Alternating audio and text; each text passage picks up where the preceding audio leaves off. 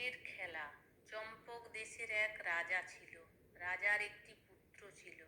সেই রাজপুত্রের অদ্ভুত এক পছন্দের খেলা ছিল মোরগের লড়াই। রাজপুত্র তার সাথীদের বলতো, যেখানে ভালো সুন্দর মোরগ দেখতে পাবে সেটাকে নিয়ে এসে লড়াইয়ের জন্য প্রশিক্ষণ দেবে। তারপর প্রাসাদের পিছন দিকে ফাঁকা ময়দানে মোরগের লড়াই দেখে সবাই আনন্দ পেত। এইসব যুবকদের আনন্দের জন্য গ্রামবাসীদের মোরগ হারাতে হতো। এতে গ্রামের লোকও বিরক্ত হয়ে উঠত, কিন্তু রাজার কাছে নালিশ জানাবার সাহসই বা কার আছে? কারণ এর মূল হচ্ছে রাজকুমার। একদিন রাজা ছদ্মবেশে রাস্তা দিয়ে যাচ্ছিলেন। দেখেন, তার পুত্রের সাথীরা শক্তি প্রয়োগ করে এক চাষির সুন্দর মোরগটাকে নিয়ে যায় আর বলে যে তারা রাজপুত্রের জন্য ওই কাজ করছে। রাজার অত্যন্ত খারাপ লাগে। গ্রামবাসীদের সাথে কথা বলে জানতে পারে যে ওই রকম ঘটনা প্রায়ই ঘটে। রাজা প্রাসাদে ফিরে আসার পর সর্বপ্রথমে আদেশ দেয়, এই মুহূর্তে রাজকুমার রাজ্য ত্যাগ করে চলে যাবে।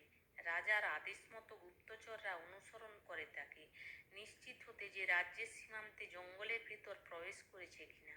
তখন প্রায় সন্ধ্যা হয়ে গেছে। রাজপুত্র জানে না কোথায় যাবে সে। বন্য জানোয়ারের ডাক শুনতে পাচ্ছে। সাহসী যুবক হওয়া সত্ত্বেও সে ভয়ানক অস্বস্তির মধ্যে পড়ে যায়।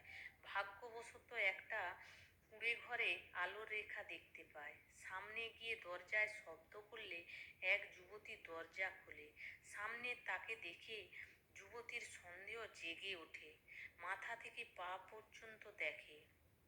রাজকুমার তার দুর্ভাগ্যের কথা বলে, কেবল বলে না যে ওই দেশের রাজপুত্র সে। যুবতীর মমতা হয়, আশ্রয় দেয় কুটিরে। যুবতী বলে, আমার মা বাবা জঙ্গলের ভিতরে থাকতো, ঔষধি লতা পাতা প্রভৃতি সংগ্রহ করে বৈদ্যদের কাছে বিক্রি করত। একদিন নদী পার হওয়ার সময় নৌকা উল্টে যায়, মা বাবা মারা যায়। অন্য কোথাও না গিয়ে আমি মা বাবার কাজটা চালিয়ে যাচ্ছি। রাজপুত্র সেখানে থাকে, তাকে বিবাহ করে, পত্নীকে ঔষধি লতাপাতা সংগ্রহে সাহায্য করে। তাছাড়াও হরিণ পাখিদের ধরে কাঠুরিয়াদের কাছে বিক্রি করে। এইভাবে দিন কেটে যায়। একদিন কাঠুরিয়াদের কাছে রাজপুত্র শোনে যে রাজার মৃত্যু হয়েছে। পত্নীকে বলে, শোনো, আমি কয়েকদিনের জন্য শহরে যাব, তারপর ফিরে আসব। পত্নী ফিসফিস করে বলে, আমি মা হতে চলেছি। কথাটা রাজপুত্রের কানে পৌঁছালো না। রাজকুমার হেসে তারপর যাত্রা করে। রাজপুত্রকে শহরে ফিরতে দেখে সকলের কি খুশি। সিংহাসনের উত্তরাধিকারী একমাত্র সে, তাই রীতিনীতি পালন করে তার অভিষেক শীঘ্রই হয়ে যায়। তারপর চলে আনন্দ অনুষ্ঠান। এই সব কারণে রাজপুত্র জঙ্গলে যেতে পারেনি পত্নীর কাছে। ইতিমধ্যে ভয়ানক এক বন্যায় জঙ্গল লণ্ডভণ্ড হয়ে যায়। রাজপুত্রের পত্নী পালিয়ে যায় বহুদূরে এক পাহাড়ের গুহায় আশ্রয় নেয়। কয়েকজন দয়ালু কাঠুরিয়া ও তাদের পত্নী কন্যারা তার দেখাশোনা করতে থাকে। কিছুদিন পরে এক পুত্র সন্তানের জন্ম দেয় সে। হঠাৎ গিয়ে পত্নীকে অবাক করে দেবে ভেবে রাজকুমার যায়, কিন্তু সেই স্থানে গিয়ে নিজেই হতাশ হয়ে পড়ে। পত্নীকে কোথাও পায় না। একদিন রাজকুমারের পত্নী তার ছোট্ট সন্তান নিয়ে গুহামুখের সামনে বসেছিল। সে সময় হঠাৎ তাদের সামনে একটা মুরগিছানা এসে পড়ে। কোনো বড় পাখির ঠোঁট থেকে পড়ে যায় ফসকে। পত্নী ওটাকে যত্নে তুলে নিয়ে পালন করে তুলতে থাকে। তার পুত্রের সাথে ওটাও বড় হতে থাকে। যে দেখে মোরগটাকে সেই অবাক হয়ে যায়। অত বড় মোরগ কেউ দেখেনি। গুহার চারিপাশে পাখি বা জানোয়াররা ওই মোরগকে ভয় পেত। একদিন নতুন রাজা আবার মোরগ লড়াই শুরু করে। কারো মোরগ চুরি করে নয়, বরং জয়ী মোরগের মালিককে পুরস্কার দেওয়ার ব্যবস্থা করে।